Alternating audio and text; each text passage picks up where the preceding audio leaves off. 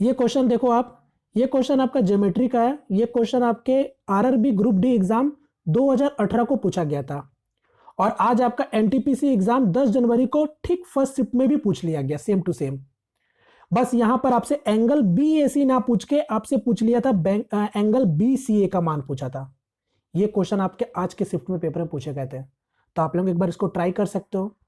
ये question alternate segment theorem पर based question है और ये कल से ही इस थ्योरम पर बेस्ड क्वेश्चन आपके पूछे जा रहे हैं। कल आपका पूछा गया था 70 डिग्री पर क्वेश्चन पूछा था और आज आपका ठीक 72 डिग्री पर ही क्वेश्चन पूछ लिया। तो अभी आने वाले दिनों में जिनके भी पेपर है, तो अभी फर्स्ट फेज में आपका एग्जाम हो या फिर सेकंड फेज में हो या फिर थर्ड फेज में हो, अभी आपको और सब क्वेश्चन देखने मिलेंगे इसी थ्योरम पर बेस्ड क्वेश्चन। और मैं आपको बता दूं, अभी तक कुछ भी नया कोई क्वेश्चन, कोई नया थ्योरम पर क्वेश्चन अभी तक नहीं पूछे गया है। और मैंने आपको जो 27 तारीख को जो वीडियो दिया था ज्योमेट्री वाले वीडियो, मैंने आपको क्लियरली बोला था कि जिनको भी ज्योमेट्री सेक्शन से डर लगता है तो एक बार आप लोग जरूर से देख लेना, क्योंकि वहां पर मैंने जितने भी आपके इंपॉर्टेंट थ्योरम पर क्वेश्चन बने रेलवे एग्जाम में, वही सब क्वेश्चन मैंने आपको कराया था। और अभी तक जितने भी क्वेश्चन बने ज्योमेट्री से, अभी कुछ भी बाहर आपका नहीं हुआ है। ठीक है, तो चलो मैं एक बार आप लोगों को अल्टरनेट सेगमेंट थ्योरम फिर से हल्का से बता देता हूं, जो भी इंपॉर्टेंट चीज है इसके एक्स्ट्रा भी में भी, कि अगर आपसे आने वाले शिफ्टों में कुछ भी पूछा जाए तो आप उसको छोड़ के ना आओ। ठीक है, तो चलो देखो अल्टरनेट सेगमेंट थ्योरम, यहां पर मैं पहले भी समझाया हूं डिटेल में। आज मैं फिर से कोशिश करूंगा आपको चीजों को समझाने का, और बहुत सिंपल सा चीज भी, आपको केवल थोड़ा सा बहुत समझना है। ठीक है, ये टेंजेंट हो गया, आप जानते हो ये टेंजेंट हो गया। आपको पता होना चाहिए कि कोई भी कॉर्ड से टेंजेंट के बीच में जो भी एंगल बनता है, यानी कॉर्ड और टेंजेंट के बीच में जो भी मेरा एंगल बनता है, वो ठीक उसके अल्टरनेट सेगमेंट में बना एंगल का इक्वल होता है। और इसी को हम लोग बोलते हैं अल्टरनेट सेगमेंट थ्योरम। यानी अगर सपोज दैट अगर ये एंगल मेरा थीटा बना है ना, तो ये वाला भी एंगल क्या होगा, ठीक थीटा ही होगा। यानी ये अल्टरनेट सेगमेंट थ्योरम में क्या बोला जाता है कि आपका कॉर्ड और टेंजेंट से, मतलब कॉर्ड और टेंजेंट के बीच में जो भी एंगल होता है वो ठीक उसके अल्टरनेट सेगमेंट पे बना एंगल का इक्वल होता है।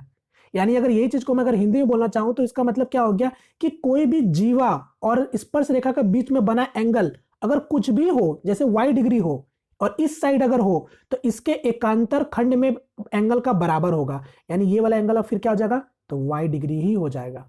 समझ आया? इसी को हम लोग बोलते हैं अल्टरनेट सेगमेंट थ्योरम। अब ये चीज आप यहां से भी समझ सकते हो, अगर ये टेंजेंट अगर यहां से ड्रॉ हो जाए तो इस, ये देखो कॉर्ड और टेंजेंट से बना एंगल अगर सपोज दैट यहां पर एक्स डिग्री अगर मेरा आ रहा है, तो इसके अल्टरनेट सेगमेंट कौन हो जाएगा, ये वाला हो जाएगा। तो ये भी एंगल क्या होगा, एक्स डिग्री ही होगा। समझ आया? तो कुछ भी किसी भी तरीका से आपको घुमा के दे सकता है, इस साइड पे भी दे सकता है। तो ये सब चीज आपको समझना पड़ेगा। क्लियर हो गया? अब एक चीज और मैं यहां पर ऐड करता हूं, ताकि अगर क्वेश्चन जितना भी घुमाया जाए, तो इससे ज्यादा तो घुमाएगा नहीं आपको। जैसे कि फिर से ये मान लो आपका सर्कल हो गया और ये मान लो टेंजेंट हो गया। मैंने क्या बताया कि कॉर्ड और टेंजेंट के बीच में बना जो भी एंगल होता है वो उसके अल्टरनेट सेगमेंट के बना एंगल के बराबर होता है। अब सपोज दैट मान लो कि ये एंगल अब यहां से बना रहा है, ठीक है, टेंजेंट और कॉर्ड के बीच में एंगल मान लो ये मेरा y डिग्री बन गया, तो अब इसके अल्टरनेट सेगमेंट कौन हो जाएगा, कौन, ये यहां से हो जाएगा। यानी यहां पर अब जो भी मेरा एंगल बनेगा वो क्या होगा, y डिग्री ही बनेगा। समझ आ रहा मैं क्या बोल रहा हूं? अब उसी तरीके से अगर इस साइड से देखो, अगर ये टेंजेंट कॉर्ड के साथ एंगल मेरा x डिग्री बना रहा है, तो अब इसके अल्टरनेट सेगमेंट पर बना एंगल के बराबर होगा। यानी ये वाला एंगल फिर क्या हो जाएगा, x डिग्री हो जाएगा। अब आप ध्यान से देखो, एक ही कॉर्ड पर आपका क्या बन गया, ये बन गया कि नहीं, चतुर्भुज, जिसको हम लोग बोलते हैं चक्रीय चतुर्भुज, यानी इंग्लिश में बोलते हैं साइक्लिक क्वाड्रिलेटरल। अब आप समझ चुके होंगे, ये ए हो गया, ये बी हो गया, ये सी हो गया, ये डी हो गया। अब तो आप प्रॉपर्टी जानते ही हो कि आमने सामने यानी अपोजिट एंगल का सम कितना होगा, 180 होगा। यानी x plus Y equal to क्या होगा, 180 डिग्री ही होगा। तो बस इतना समझ के चलो, उससे ज्यादा कुछ भी नहीं होगा। यहां तक तो क्वेश्चन मेरे ख्याल से पहुंचेगा नहीं, बट पहुंच गया तो ये सब चीज आपको समझना पड़ेगा। क्लियर हो गया आपका? उम्मीद करता हूं चीजें आपको समझ आ चुकी है। चलो अब क्वेश्चन की ओर आते हैं हम लोग, जल्दी से देखते हैं क्वेश्चन में क्या था। अब देखो क्वेश्चन में यही दे रखा था, आपसे क्या पूछा था, एंगल बी सी ए पूछा था ना। चलो बी सी डी आपसे आपको दे रखा था, यानी ये वाला एंगल दे रखा था 72 डिग्री। अब आप ही लोग मुझे बता दो, जब ये मेरा 72 डिग्री होगा तो ये वाला अल्टरनेट सेगमेंट पर है, यानी ये भी एंगल क्या हो जाएगा, 72 डिग्री हो जाएगा।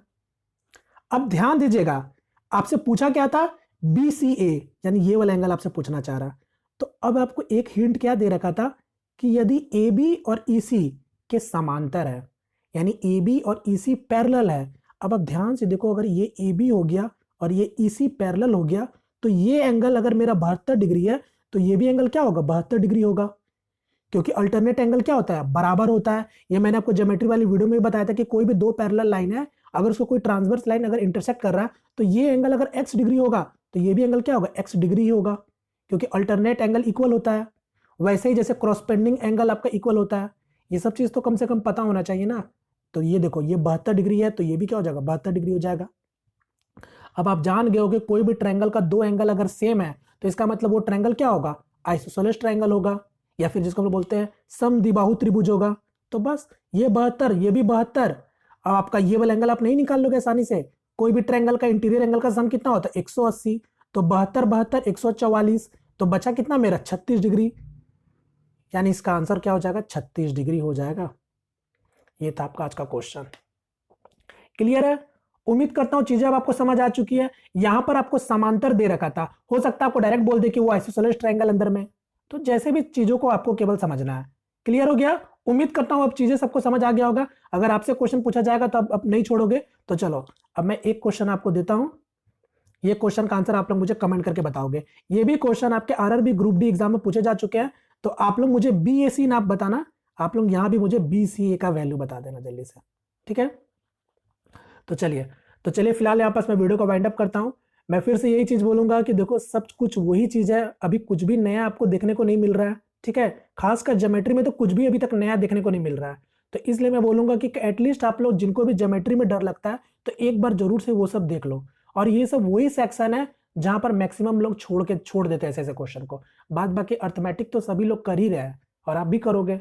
तो अगर आपको किसी से आगे जाना है तो यही सब वो चीज है जहां से आप किसी से आगे निकल सकते हो, ठीक है? तो चलिए फिलहाल यहाँ पास मैं वीडियो का वाइंड अप करता हूँ। उम्मीद करता हूँ सेशन आपको पसंद आया होगा। पसंद आया तो प्लीज वीडियो को लाइक करके अपना सपोर्ट जरूर दिखाइएगा, और चैनल पे पहली दफा है तो प्लीज चैनल को सब्सक्राइब भी जरूर कर लीजिएगा, ठीक है? तो मिलते हैं फ्रेंड किसी नेक्स्ट वीडियो में, तब तक के लिए जय हिंद जय भारत।